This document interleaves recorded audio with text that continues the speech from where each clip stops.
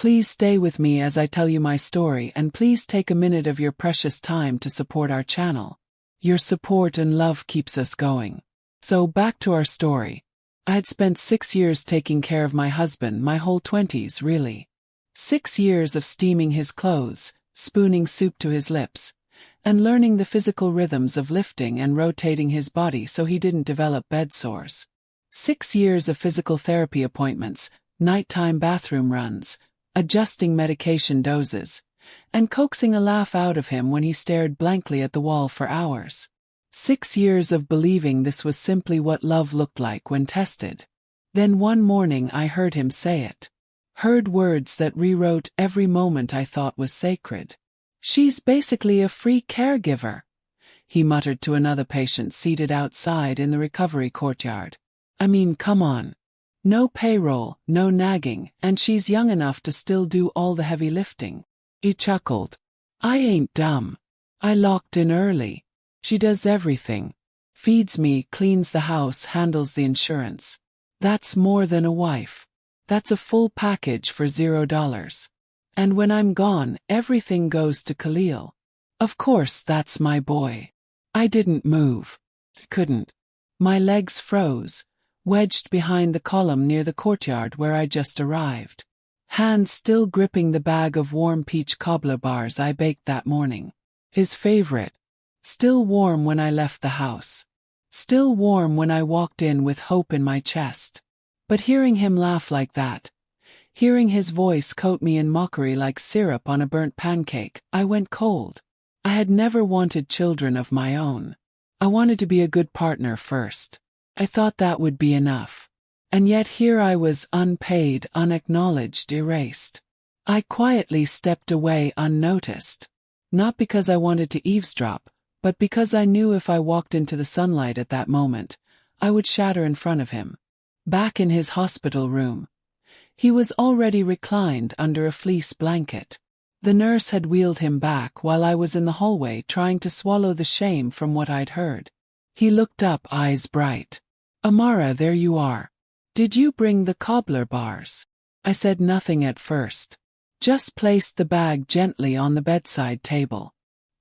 His hands were tucked neatly under the blanket. No apology, no glance of guilt. "You shouldn't wear yourself out, babe," he added. I told the guy downstairs, "My girl's the most reliable person I know. Reliable, useful, obedient." It was the second time he'd said it, and both times it wasn't about love. It was about labor. That night, I didn't return to the hospital. I let the nurses manage. He could wait. I curled up on the corner of the couch, lights off, surrounded by the shadows of a house that was never mine. The home technically belonged to him and his ex-wife before she passed. When we got married, I offered to look for something new, something fresh and ours, but Marcus said no. Khalil grew up here, he insisted. Wouldn't feel right moving him out. Khalil was already 17 at the time. He towered over me, rolled his eyes any time I suggested dinner ideas, and never once called me by name. Not even Miss Amara, just silence, or at most, her. Still I agreed. I moved in with a few suitcases, a second-hand bookshelf, and a coffee table I refinished myself, and I told myself, love could bloom in borrowed space. I spent months scrubbing every corner. I repainted the upstairs bathroom, routed the tile behind the stove. I tried to make the kitchen feel like something of my own. Back then, I was still working part-time at the community cultural center. I'd stop by the farmer's market after work to get fresh vegetables and Marcus's favorite okra. I learned how to make his mother's sweet potato pie by memory. I remember our first anniversary. Cooked for hours. Khalil walked in, took one sniff and said, "Smells like cafeteria food." Then walked right past me to the den. I laughed it off. At the time, I thought patience could win hearts. I believed kindness spoke louder than resentment. But slowly I started to disappear. I became a ghost in my own marriage. Even after Marcus's accident, the one that left him paralyzed from the chest down, I stayed.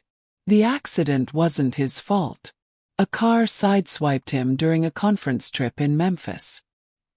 He came home in a wheelchair and tears, and I told him, "We'll get through this." And we did. I helped him relearn everything. I converted the downstairs office into a makeshift bedroom.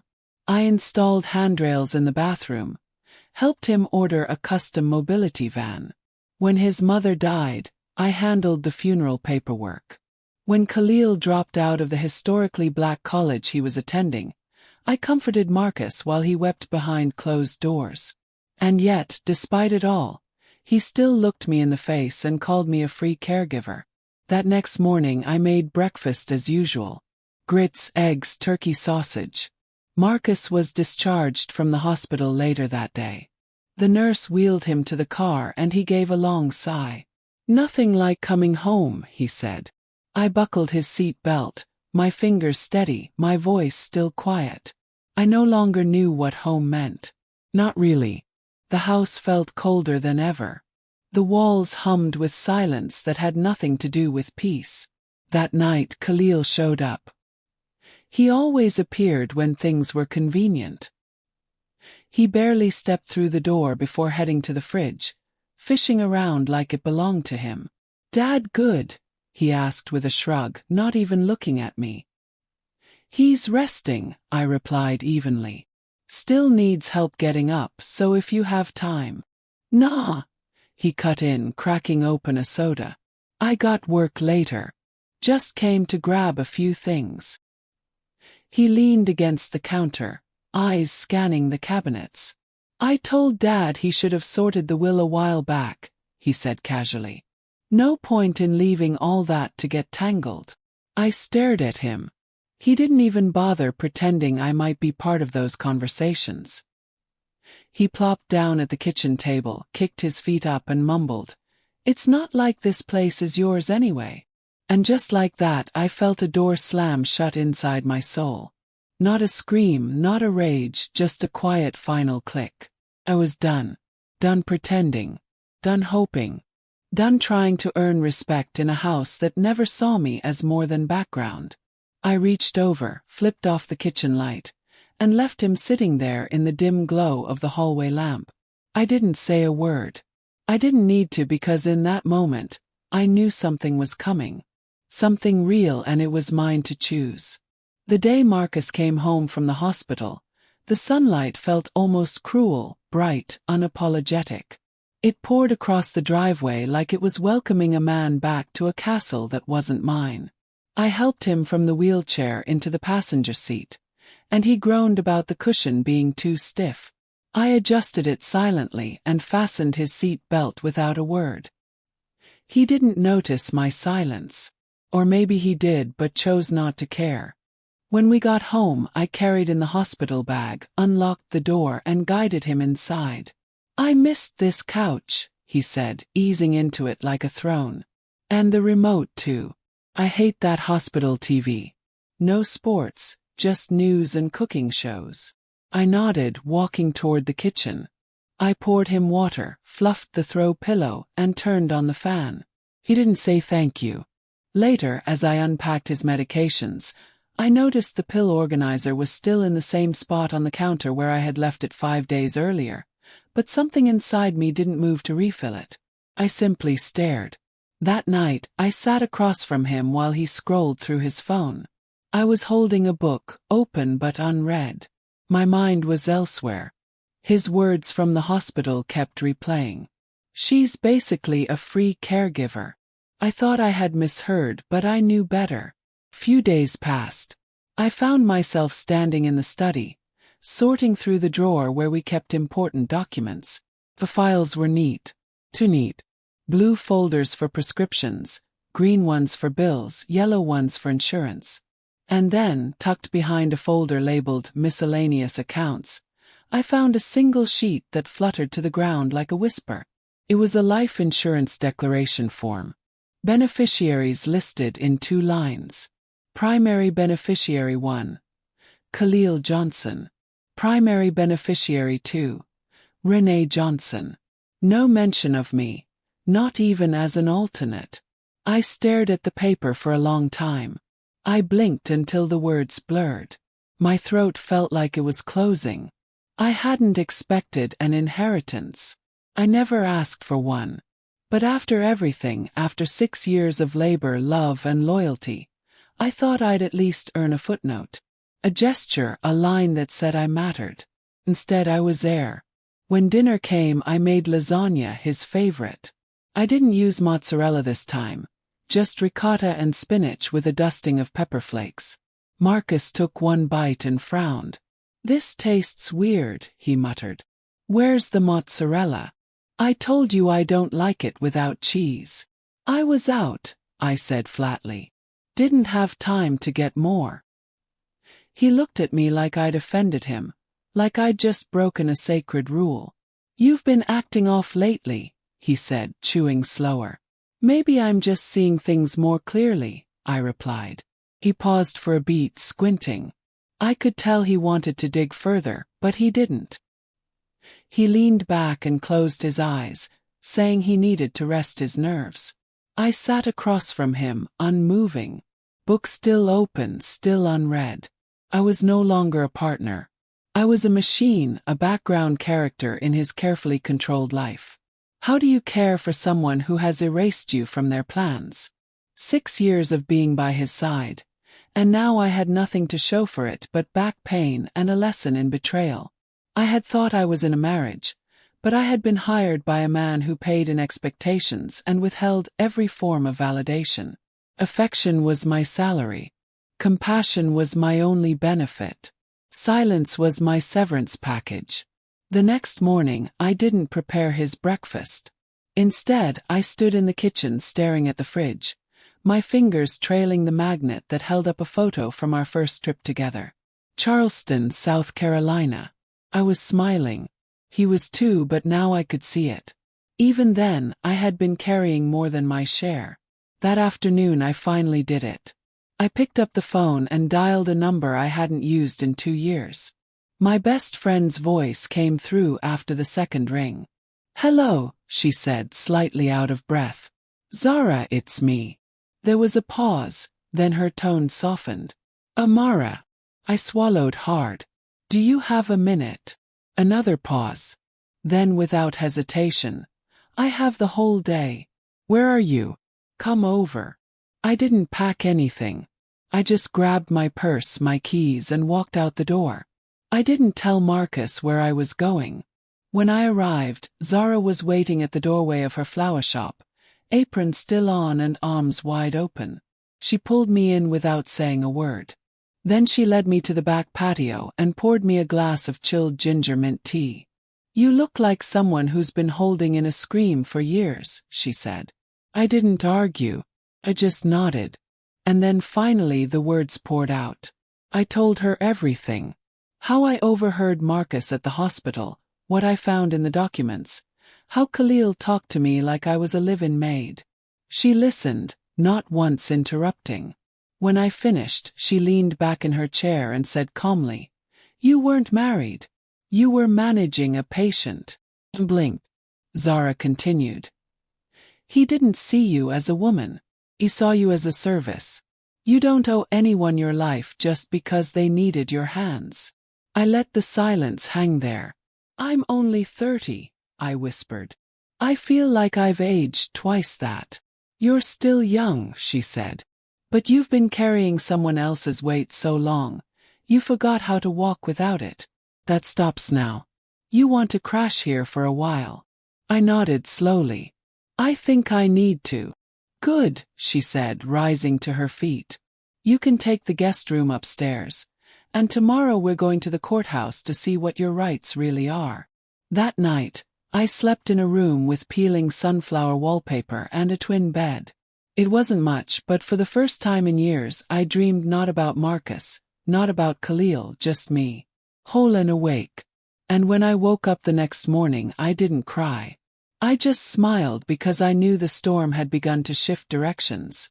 By the next week, I had moved most of my things into Zara's upstairs guest room. It was small, just a single bed, a desk, and a vintage ceiling fan that ticked when the wind picked up. But it was quiet, safe, mine.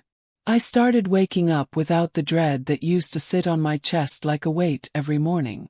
Zara owned a flower shop called Blooms and Blessings in the historic district of Atlanta. Her back patio bloomed with hyacinths, cosmos, and these vibrant yellow roses she called freedom blooms. That little patio became my sanctuary. And the woman who ran it became more than just my friend. She became my mirror. "You know," Zara said one afternoon as we drank hibiscus tea surrounded by hummingbirds, "most people think the hardest part is leaving, but it's not. The hardest part is believing you're allowed to." She was right. For 6 years I thought endurance meant loyalty, that staying meant I was strong. But staying had nearly erased me. Leaving made me whole. With her help, I found a local legal firm, Johnson & Associates, women-owned and known for their work helping young spouses in domestic caretaking roles claim legal rights after divorce or long-term separation. Imani herself was barely in her 40s, sharp-eyed with microbraids tucked into a bun and a voice like smooth granite. She flipped through my paperwork in silence. Marriage license, utility bills, even Marcus's most recent hospital invoices. Then asked, "Were you working during the marriage?" "I was freelancing as an editor part-time," I said. "But for the last 3 years, no." His care became full-time. "Did you contribute financially at any point?" "Yes," I nodded. "Early on, I paid off a few credit cards, covered Khalil's tuition for a semester. Marcus was between jobs back then." Imani nodded and made a few notes. "Then you've invested not just in the relationship, but in the household. That matters." I blinked. "Even if the house is still in his name." She leaned forward. "Doesn't matter. You're not some guest. You are his wife, his caregiver, and his dependent in many ways. Georgia recognizes equitable distribution. You're entitled to a portion of the shared marital assets and possibly spousal support. Even after just 6 years." Asked, heart racing. "Absolutely," she said. "We've filed stronger claims after 3. You were never just his free helper, Amara. But now it's time to make sure the court sees that too." The words sat with me long after I left her office. I wasn't doing this for revenge. I was doing it because I deserved to stop being invisible. That night, back at Zara's, I couldn't sleep. I lay in bed staring at the ceiling fan ticking overhead, thinking about the years I had given away. I thought about every quiet meal, every ignored birthday, every time I let someone speak over me at church gatherings, and the endless hours folding laundry while Marcus snored in the next room. And the next morning I took the first real step. I filed for separation. I also called Keisha. Keisha was my cousin on my mother's side, a financial consultant who had helped dozens of women navigate messy breakups and sudden independence.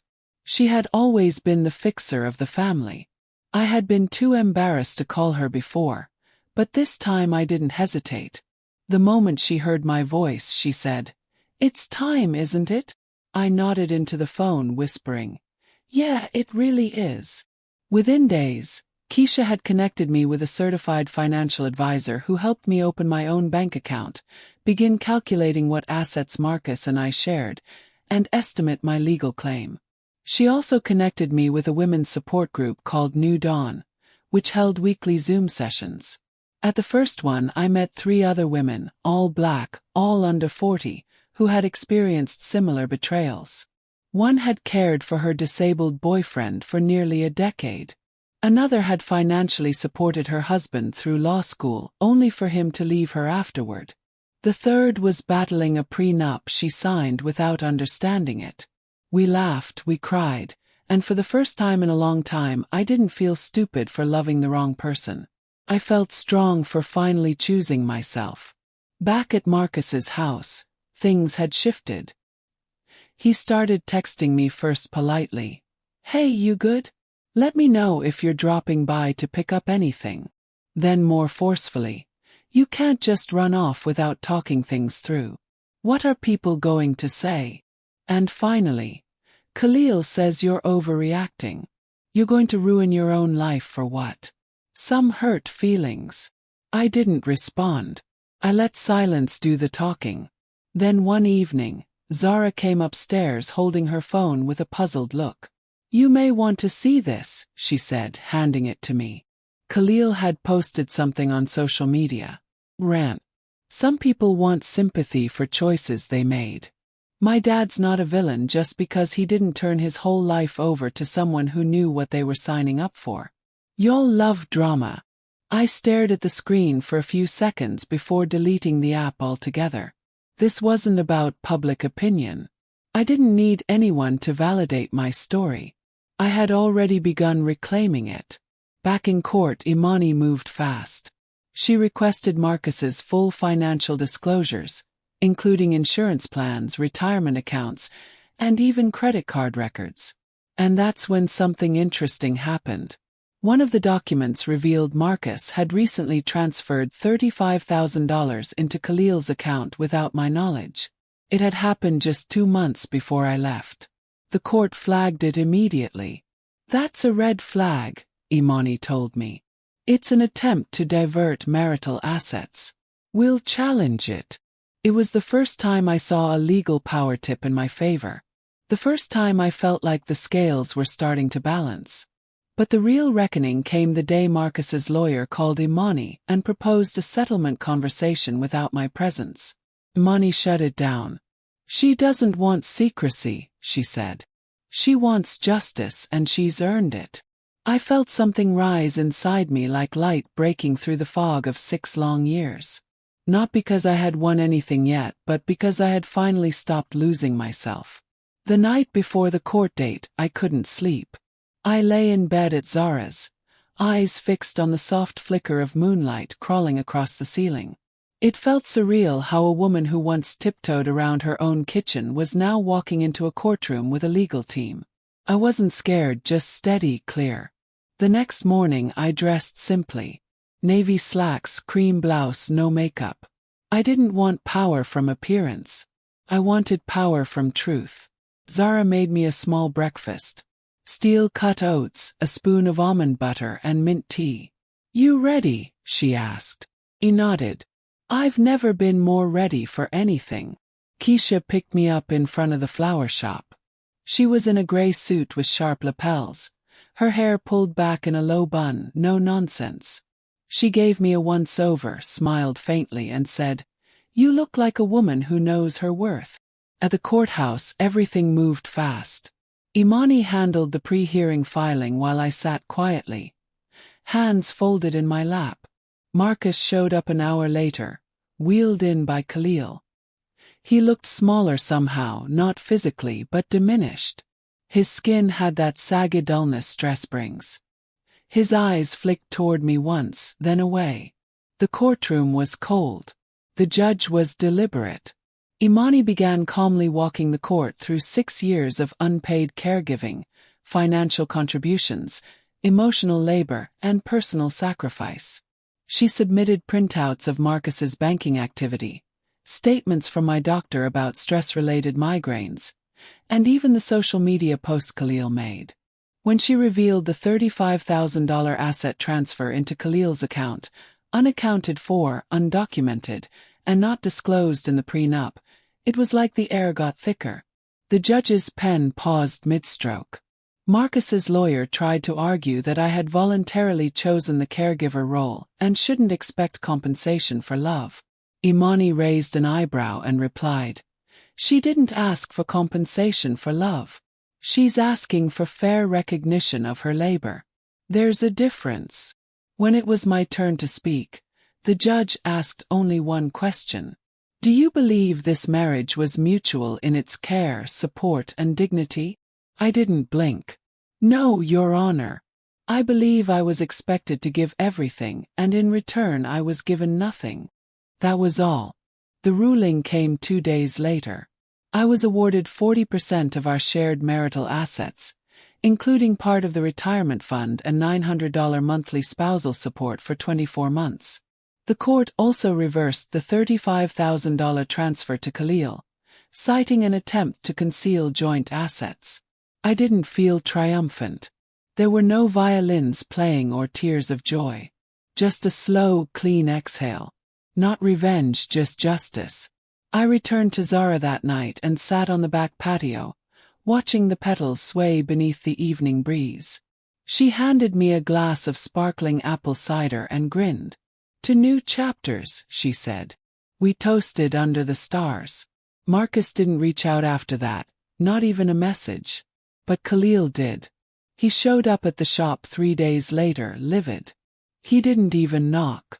Just walked in during closing hours and slammed his palm on the front counter. "You're real proud of yourself, huh?" he growled. "You got your little payout. Took food off my dad's table. You think that makes you powerful?" I stayed silent, folding wrapping paper neatly as he ranted. "You were just a stand-in, a helper. My mom, she was the real woman in his life. You were just convenient. You won't get another dime. You hear me?" Before I could open my mouth, Zara came from the back room and stood between us. "Say one more word and I'm calling the police," she said, her voice flat as concrete. Khalil looked at her, then me, then spat on the floor and stormed out. I didn't move. Didn't even flinch. I just reached for the broom and swept the spit out the door. "You okay?" Zara asked. He nodded. That was his tantrum, not mine. Later that night, I opened a photo album I hadn't touched in years.